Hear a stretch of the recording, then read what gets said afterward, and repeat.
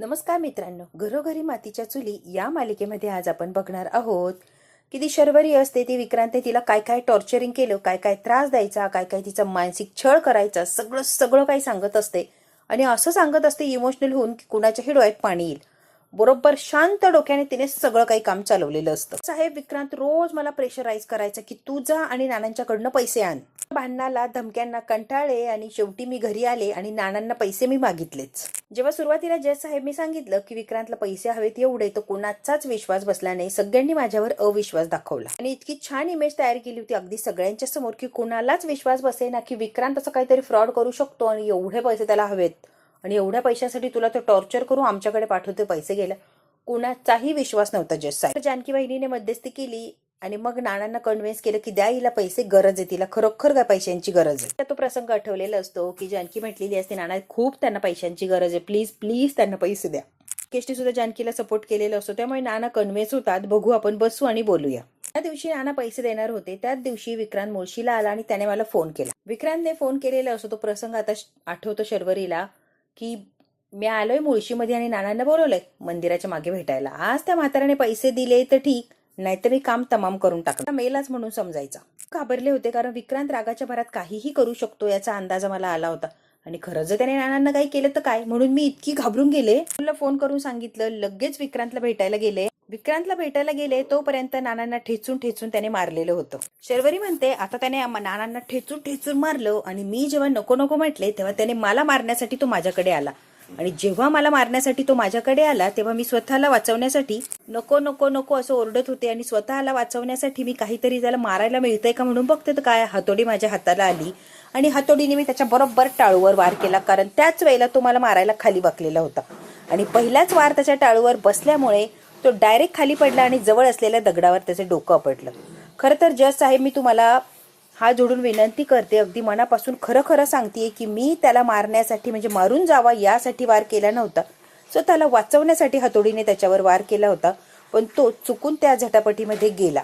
काय म्हणतात एवढं सगळं घडलं, मग पोलिसांमध्ये जाऊन गुन्हा का नाही कबूल केला तुम्ही का सगळं गप्प बसून स्वतः सगळं झेलत राहिलात? हे सगळं झालं होतं, मग त्याच वेळेला पोलिसांना जाऊन का नाही सांगितलं तुम्ही? घाबरले होते जज साहेब, माझ्यात हिंमतच नव्हती हे सगळं फेस करण्याची किंवा समोरच्याला सांगायची. आणि जरी मी सांगितलं असं तरी माझ्यावर कुणीही विश्वास ठेवला नसता. वडिलांना माझ्या समोर मारण्यात आले, माझ्या नानांना वरती वार केला होता. सतत चेहरा आठवायचा आणि तो प्रसंग आठवायचा, विक्रांतचा चेहरा आठवायचा, हे सगळं सारखं सारखं आठवायचं की मी बधीर झाली होती पुरी. खूप घाबरले होते जज साहेब, विश्वास ठेवा, खरंच खूप घाबरले होते साहेब. नाना जेव्हा रक्ताच्या थारोळ्यात पडले तेव्हा राहुल आला माझ्या मदतीला धावून. वेळेला जानकी वहिनी सुद्धा तिथे येते हे जाणवलं आम्हाला. खूप घाबरले आणि मला असं वाटलं की तिने आम्हाला दोघांना एकत्र बघितलं तर ती म्हणेल की आम्ही दोघांनीच नानाला आणि विक्रांतला मारलंय. त्याकरता आम्ही लपलो होतो. त्यांना मला हॉस्पिटलमध्ये न्यायचं होतं. बहिणी सुद्धा नानांना हॉस्पिटलमध्ये नेणार हे मला माहिती होतं आणि एक्झॅक्टली जानकी बहिणीने तेच केलं. ती जशी आली तशी वेळ न वाया घालवता लगेच नानांना उचललं आणि हॉस्पिटलाइज केलं. पहिला राहुल माझ्यासोबत होता आणि राहुलने मी दोघांनी मिळून विक्रांतची बॉडी घराच्या मागच्या अंगणामध्ये आम्ही पुरली. कारण हे सगळं मी केलंय किंवा मी स्वतःला वाचवण्यासाठी केलंय याच्यावर कोणी विश्वास ठेवणार नाही, म्हणून मी विक्रांतच्या बॉडीची विल्हेवाट लावली, तेही आमच्या घराच्या मागेच. तर हे सगळं मला एकटीला शक्य नव्हतं. राहुलने सुद्धा मला मदत केली आहे सगळ्यात. मी सुद्धा मुद्दाम तिथेच फेकली होती, त्याच्यावर माझे ठसे होते आणि कुणाला काही हे होऊ नये म्हणून मी तिथेच ठेवली होती. असा विचार केला होता आम्ही जर खून केलाय तर आम्ही खून करून बॉडी आमच्याच अंगणात का पुरेन आणि मर्डर वेपन इथे का ठेवेन, म्हणून मी मुद्दाम ते मर्डर वेपन तिथे ठेवलं होतं. एक्झॅक्टली तेच आर्ग्युमेंट कोर्टामध्ये चाललं. तरी रडत असते, गयावया करत असते, फार बिचारी असं दाखवत असते. जे साहेब मला असं वाटलं की मला कुणीतरी फसवतंय, मला कुणीतरी अडकवण्याचा प्रयत्न करते असा भास मी कोर्टाला सांगेल किंवा दाखवेल आणि याच्यातून मी सहज बाहेर पडेल. पण नाही, तसं झालंच नाही. मी बरोबर अडकत अडकत गेले. माझं मन मला खायला लागलं आणि नंतर मी ठरवलं की नाही बास, आता हे लपवाछपवी नको आणि हा खोटेपणा नको. का मी खोटेपणा करू, जर मी काही केलंच नाहीये, जे होईल ते होईल, मी खरं कोर्टाला सांगणार, जो निकाल असेल तो असेल, मी स्वीकारायला तयार आहे. सगळ्यांच्या समोर कबूल करायचं ठरवलं आणि बरोबर मी सगळ्यांच्या समोर कबूल केलं की मीच विक्रांतचा खून केलाय. आणि त्याच्यानंतर मग तुम्हाला सुद्धा कळालं आणि मग मला इथे बोलवलंय. तरी म्हणते जज साहेब मला कळतंय मी हे खूप आधी बोलायला पाहिजे होतं. खरं तर माझ्याकडनं चूक झाली, मी मान्य करतेय, पण मी घाबरले होते किंवा मला विश्वास नव्हता की माझं कोणी ऐकून मला सोडेल, म्हणून मी हे सगळं लपवून ठेवलं. मुद्दाम केलेलंच नाहीये, सेल्फ डिफेन्स मध्येच केलंय सगळं. प्लीज प्लीज माझ्यावर विश्वास ठेवा. स्वतःला वाचवण्यासाठी किंवा त्या वेळेला मला जे काही सुचलं ते मी केलं आणि त्याच्या झटापटीत तो विक्रांत वारला. तर विक्रांतची अशी अवस्था व्हावी अशी खरंच माझी इच्छा नव्हती. मला वाटलं मी त्याला घाबरवेल, इथून पळून जाईल, पण नाही, तो जीवे म्हणजे जसं जीवच गेला इतका माझ्याकडनं त्याला हातोडीचा मार बसला आणि हातोडीचा मार बसल्यामुळे तो जागेवर गेला. जज साहेब खरंच आय एम एक्स्ट्रीमली सॉरी. मला खूप मोठा अपराध केलाय, माझ्याकडनं एक जीव गेलाय, माझ्याकडनं एक खून झालाय, मान्य आहे जज साहेब, पण हे मी मुद्दाम केलं नाही यावरही विश्वास ठेवा. रडलेली असते, गागलेली असते, गयावया करायला लावलेले असतात, बाप रे काय काय नाटक केलेले असते शर्वरीने की तिने जज साहेबाला सुद्धा अगदी इमोशनल ब्लॅकमेल करून टाकलेलं असतं. रडत असते, अशा सिंपती मिळवण्याच्या पद्धतीने ती बोलत असते की कुणीही ही खरंच आहे असं मानेन. आणि आता जज साहेब सगळं काही ऐकतात शांतपणे, आता ते निकाल देणार असतात. ती का म्हणते शर्वरी यांनी स्वतःचा बचाव करण्यासाठी हा खून केला आणि त्यांनी हे स्वतः कबूल केलंय. पोस्टमॉर्टमच्या रिपोर्टनुसार विक्रांतच्या नखामध्ये नानांचं रक्त आढळलं होतं. सिच्युएशन मध्ये हा गुन्हा शर्वरी यांच्याकडनं घडलाय. त्याचा जीव वाचवण्यापलीकडे तिच्याकडे काहीच पर्याय नव्हता आणि त्यावेळेला तिने तेच केलं आणि त्याच्यातच विक्रांतचा मृत्यू झाला. स्पेशली विक्रांतचा मृत्यू व्हावा म्हणून तिने अटॅक केलाच नव्हता. त्यामुळे जज साहेब प्लीज प्लीज बारकाईने विचार करा आणि योग्य तो न्याय द्या शर्वरीला. एवढंच नाही जज साहेब, स्वतःच्या वडिलांवर आपल्या नवऱ्याने हल्ला करणं, ठेचून ठेचून त्यांचा जीव घेणं फक्त पैशांसाठी ही फार आणि फार वाईट गोष्ट आहे. डोळ्याने बघणं डिस्टर्बिंग आणि ट्रोमॅटिक असू शकतं आणि ते शर्वरीने बघितलंय. त्यामुळे शर्वरीची काय अवस्था, काय मानसिकता असेल आपण विचार करू शकतो. ठीक आहे, अशा सिच्युएशन मध्ये माणसाने घाबरवून दडपणात येऊन ही गोष्ट लपवली असेल आपण हे मान्यच करतो. शर्वरीने रडून रडून स्वतःची फार बुरी हालत करून घेतलेली असते. जज साहेबांच्या पुढे चेहरा असा पाडलेला असतो, फार दुःखी झालेली असते, पस्तावा वगैरे आलाय. शर्वरी काय काय करत असते शर्वरीचं शर्वरीला माहिती. एक नंबर ड्रामा करत असते ती. पुन्हा शर्वरी यांनी ही गोष्ट कोर्टापासून लपून ठेवली. माझी जी अशील आहे शर्वरी ती निर्दोष आहे, पण तुम्ही एकदा विचार करावा आणि योग्य तो न्याय करावा.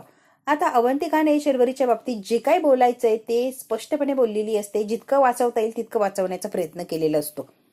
शर्वरीने अशी ओव्हर ऍक्टिंग केलेली असते की कुणीही तिच्या त्या ऍक्टिंगला भुलेल आणि सिंपती देईल. यांनी जो गुन्हा केलाय तो फक्त सेल्फ डिफेन्स मध्ये केलाय. त्यामुळे कोर्टाला अशी मी विनंती करतेय, रिक्वेस्ट करतेय की प्लीज प्लीज जज साहेब निर्दोष मुक्तता करावी. तिने फक्त स्वतःला वाचवण्यासाठी हे सगळं केलंय. कोणाचा तरी जीव जावा, कोणाला तरी मारावा या उद्देशाने केलेलं नाहीये. प्लीज जज साहेब तुम्ही समजून घ्या आणि प्लीज काय तो निकाल लावा. सगळेच धक्क्यामध्ये असतात, सगळ्यांनाच टेन्शन आलेलं असतं की आता काय करायचं आणि काय जज साहेब निकाल देणार. आता देसाई वकील सुद्धा शॉकिंग झालेली असते. माय लॉर्ड, शर्वरी यांना काही प्रश्न विचारायची परमिशन द्यावी प्लीज. काय म्हणतात, परवानगी आहे, तुम्ही विचारू शकता. आता देसाई वकील जे असतात ती शर्वरीला प्रश्न विचारायला लागलेली असते, कारण तिचं समाधान झालेलं नसतं. शर्वरीने जो काय ड्रामा केलाय, जे काय सांगितलंय त्यावर देसाई वकील यांचा अजिबात विश्वास नसतो आणि म्हणूनच ती म्हणते की मला परमिशन हवी आणि मला विचारू दे तिला काही प्रश्न विचारायचे. जज साहेबांनी तिला परमिशन दिलेली असते. ऑफकोर्स तुम्ही प्रश्न विचारू शकता. आता देसाईला चान्स मिळालाय म्हटल्यावर ती काही सोडत नसते. ती बरोबर याला गुंडाळून हिला अडकवण्याचा प्रयत्न नक्कीच करणार. वकील समोर आलेली असते. हे कधी घडलं, नेमकं कसं घडलं, कधी घडलं, हे वेळेसही एकदम टाइम टू टाइम कोर्टाला सांगू शकताय का तुम्ही. बरी म्हणते हो मी नक्कीच सांगू शकते की मी 11:20 ब्रेकफास्ट केला होता. 12:05 मी राहुलशी बोलले.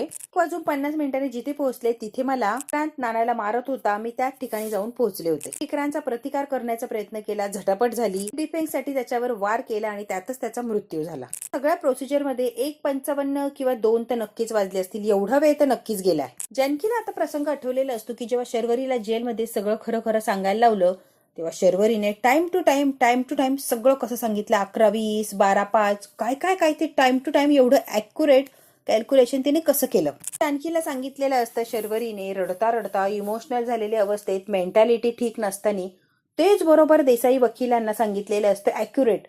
इकडचा मिनिट इकडे गेलेला नसतो किंवा सेकंदाचा सुद्धा फरक नसतो. जे जानकीला सांगितलं एक्झॅक्टली तीच वेळ तोच टाइम तिने कोर्टाला सांगितलेला असतो. जानकीला जरा शंका येते, माणूस गोंधळलेला असल्यावर थोडाफार टाइम इकडे तिकडे होऊ शकतो.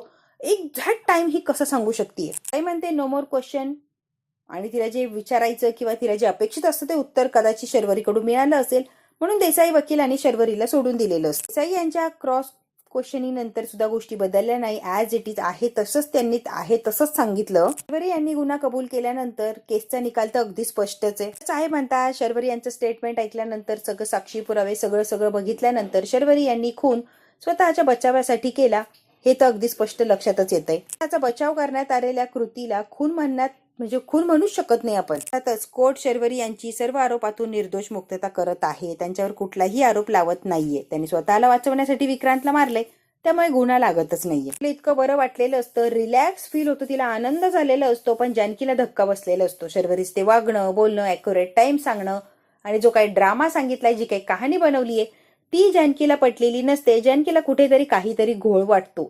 ऐश्वर्याला तर अजिबात आनंद झालेला नसतो किंवा ती सरप्राईज सुद्धा होत नाही, कारण शर्वरी कोणत्या लेवलला जाऊन नाटक करू शकते हे ऐश्वर्याला माहिती असतं.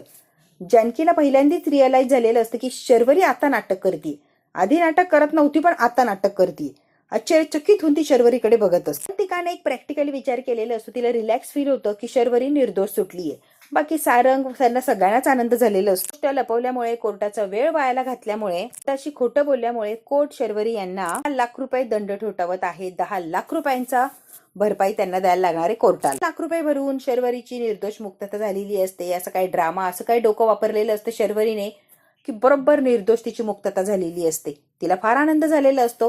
जानकी ऐश्वर्याला अजिबात आनंद झालेला नसतो. त्यांना शॉक बसलेला असतो. एक्झॅक्टली हा टाइम वगैरे कसं तिने एवढं डोक्यात ठेवलं, जणू काही सगळं ठरवूनच केलंय असं तिने सगळं सांगितलेलं असतं. तिला निर्दोष मुक्तता मिळालेली असते. अवंतिकाला फार छान वाटतं की फायनली केस जिंकली. देसाई वकील, राहुल सगळेच आनंदी असतात. शर्वरीला निर्दोष मुक्तता मिळाली म्हटल्यावर देसाई वकील आनंदी काय हे कळालेलंच नसतं. आता सुमित्राला घेऊन आलेले असतात ऋषिकेश आणि सौमित्र. आता पटकन ती खाली उतरते आणि आई आई करत घट्टी अशी मिठी मारते आईला. आईच्या गळ्यात पडलेली असते. फार तिला छान वाटतं की मी सगळ्यातून सुटलीये, निर्दोष मुक्तता झालीये माझी असते.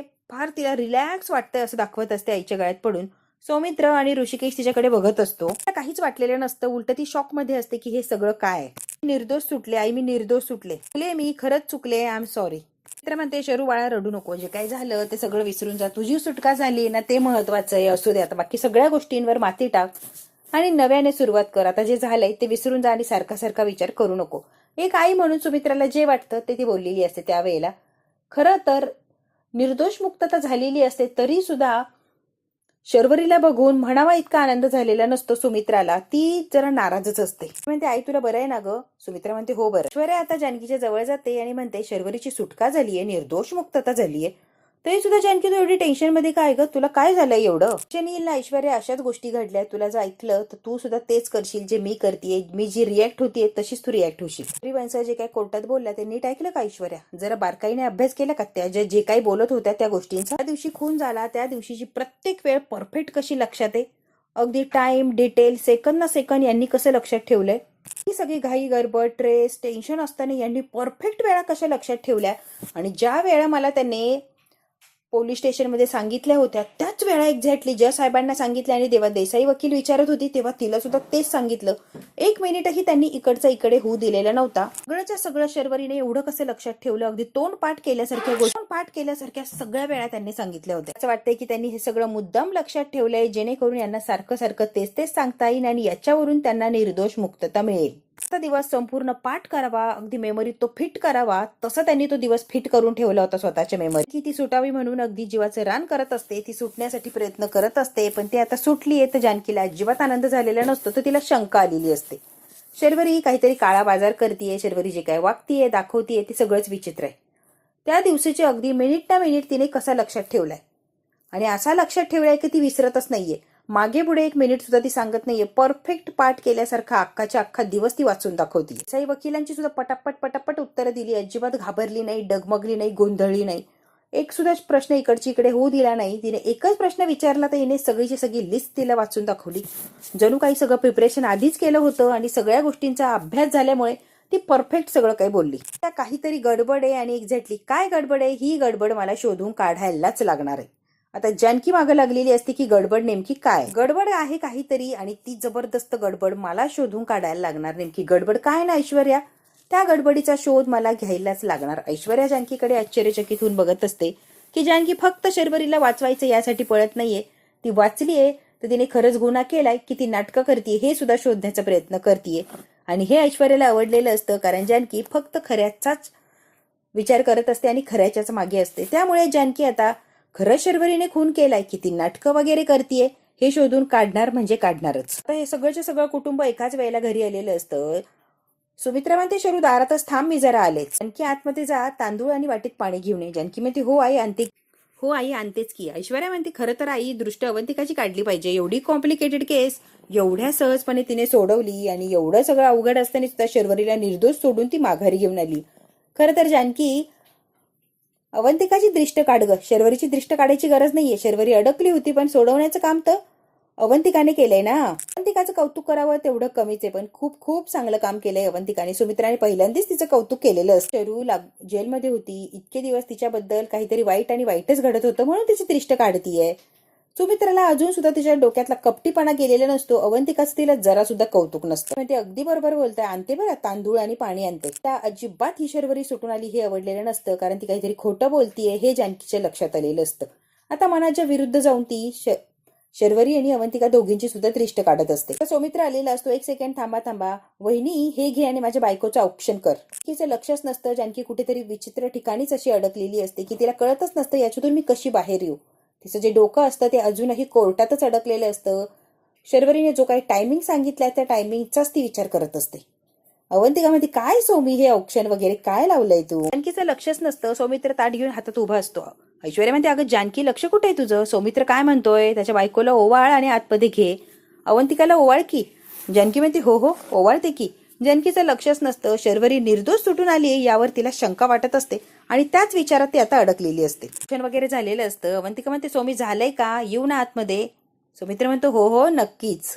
कुटुंब एकत्र बसलेलं असतं. सगळ्यांना आनंद झालेला असतो की निर्दोष मुक्तता झालीये. त्यामुळे फार फार आनंद झालेला असतो. सगळे एकत्र असतात. जानकीच्या चेहऱ्यावर आनंद कुठेही दिसत नसतो. जानकीच्या डोक्यात काहीतरी वेगळंच चाललेलं असतं. म्हणते देवाच्या कृपेने सगळं व्यवस्थित झालंय. माझी शरू निर्दोष सुटली ना, सगळ्यात चांगली गोष्ट झाली. म्हणते आई काळजी करू नका. यापुढे आपल्या कुटुंबावर कोणतंच संकट येणार नाही याची जबाबदारी माझी. परत अरिष्ट नको म्हणून देवाला प्रार्थना करूया की आपण सगळे जाऊया आणि देवाला प्रार्थना करूया. सुमित्र म्हणते सगळ्यांनी जाऊ आणि देवाला प्रार्थना करू. ऋषिकेश म्हणतो जानकी आईच्या मनात येणार मग एक पूजा करूच या, काय फरक पडत नाही एक पूजा केल्याने. म्हणते मी जरा फ्रेश होऊन येऊ का ग. आंघोळ करण्यासाठी जरा फ्रेश होण्यासाठी तिच्या बेडरूम मध्ये गेलेली असते. ऋषिकेश म्हणतो सगळे एकत्र येतं छान चहा बनव की. सोबत कांदा भजी कर ना वहिनी प्लीज. म्हणतो सगळ्यांनाच भजी आवडतात कर की. एकत्रच खाऊ की. जानकी म्हणते हो हो बनवते. आता जानकी चहा बनवत असते. भज्याची तयारी चाललेली असते. अवंतिका चेंज करून येते आणि म्हणते झाली का तयारी. ऐश्वर्या म्हणते हो काय हे काय चाललीयच ग, होईलच एवढं. हो काय चाललंय. जानकी म्हणते कुठे काय, किती वाजता निघलो होतो का आपण. जानकी आता मुद्दाम अवंतिकाला प्रश्न विचारत असते. अवंतिकाला आजच्या आज जे घडलंय त्याची टायमिंग लक्षात आहे का ते जानकी विचारत असते. 10-10:30च्या दरम्यान निघलो असं. 10 की 10:30. एक्झॅक्ट टायमिंग कसं काय लक्षात राहणार. 10:10 की 10:20 की 10:30. एक्झॅक्टली टायमिंग कसं लक्षात राहणार. आणि खरं तर तुम्ही हा का प्रश्न विचारताय हेच मला कळालं नाहीये. तुम्ही का विचारताय. सकाळी किती वाजता नाश्ता केला, घरातून कोर्टात जायला किती वाजता निघाली, एक्झॅक्ट टाइम तुला आठवत नाहीये जे आज घडलंय ते, बरोबर ना. वेळा तू अंदाजे सांगतेस बरोबर ना, म्हणजे परफेक्ट तुझ्या डोक्यात काहीच नाहीये. अवंतिका म्हणते हो एक्झॅक्टली. एवढ्या परफेक्ट वेळा कोण लक्षात ठेवतंय. गरीब माणसांना सगळ्या वेळा परफेक्ट कशा लक्षात राहिला, टाइम टू टाइम, मिनिट ना मिनिट, सेकंद ना सेकंद त्यांनी कसं लक्षात ठेवला, विचार करण्यासारखी गोष्ट आहे ना.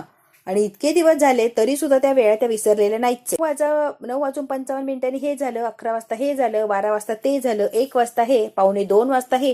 एक्झॅक्टली एवढं कसं काय लक्षात राहिलं. ते सगळं अगदी आपल्याला जे सांगितलं होतं ज्या दिवशी गुन्हा कबूल केला त्या दिवशी तेच परत कोर्टात सांगितलं आणि परत ते देसाई वकिलाने विचारलं तेव्हा सांगितलं. अगदी पाठ केल्यासारखं, अंडरलाईन केल्यासारखं परफेक्ट त्यांनी सगळं सांगितलं.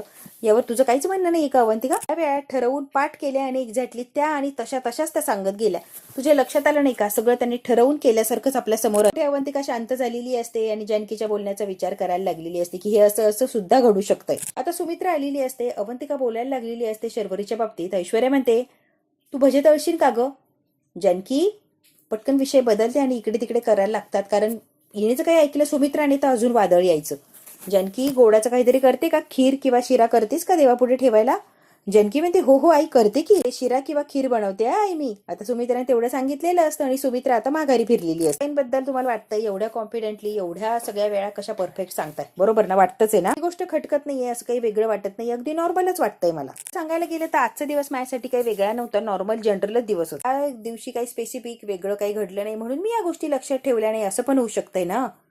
ज्या दिवशी एवढं भयानक घडलं त्यामुळे कदाचित लक्षात ठेवलं असेल अगदी परफेक्ट, असंही होऊ शकतंय ना. अवंतिकाच्या बाजूने जी पॉसिबिलिटी आहे ती तिने सांगण्याचा प्रयत्न केलेला असतो किंवा जानकीला जी शंका आहे ती दूर करण्याचा प्रयत्न केलेला असतो. असं काहीतरी ठळक लक्षात ठेवा असं काही झालंच नाही म्हणून माझ्या लक्षात नसेल, आणि त्या दिवशी एवढं भयानक कृत्य घडलं म्हणून त्या वेळा लक्षात असतील. अवंतिकाने असं सांगून आता जानकीच्या प्रश्नाचं निरसन करण्याचा प्रयत्न केलेला असतो. बरोबर फार भयानक गोष्टी झाल्या. वडील आणि नवरा एकाच वेळेला दोन्ही त्यांनी गमावले. त्यामुळे कदाचित एवढ्या टेन्शनमध्ये, एवढ्या स्ट्रेसमध्ये त्यांनी सगळ्या वेळा लक्षात ठेवल्या. एक्झॅक्टली जानकी, मला तेच सांगायचंय. टेन्शनमध्ये माणूस लक्षात ठेवू शकतो. अवंतिका, मलाही तेच सुचवायचंय. टेन्शनमध्ये माणूस लक्षात नाही ठेवू शकत, तो विसरू शकतोय गोष्टी. जे काय सांगते त्याच्याकडे लक्ष नसतं. जानकीचं खूप काही वेगळं आणि विचार चाललेले असतात. हा भाग तर इथेच संपतो. पुढच्या भागात काय होणार अगदी आपण थोडक्यात बघूया. का म्हणते, मी जी काय सांगते त्याचा चुकीचा अर्थ घेऊ नका. ही गोष्ट अवंतिका म्हणते की ऐश्वर्याने तुमच्या डोक्यात पेरलीये ना. वाटतील ते बोलती. मी का तिला सांगेल? तिला शंका आली. उलट मलाच आश्चर्य वाटलं की तिला कशी शंका आली. आता शर्वरीने फोन लावलेला असतो राहुलला. माझं अजून सुद्धा तुझ्यावर तेवढंच प्रेम आहे. राहुल म्हणतो असेल ना. जास्त वेळ इथे थांबू शकत नाही, मी उद्याच माघारी चाललोय. तिच्या मोबाईलमध्ये अजूनही राहुलचा फोटो असतो. की जेव्हा शर्वरीकडे बोलायला येते तेव्हा शर्वरीचा तो मोबाईल तिने खाली ठेवला, त्याच्यावर त्या स्क्रीनवर राहुलचा फोटो असतो. वंस असं म्हणते आणि मोबाईलकडे बघून म्हणते, राहुलचा फोटो मोबाईलच्या स्क्रीनवर?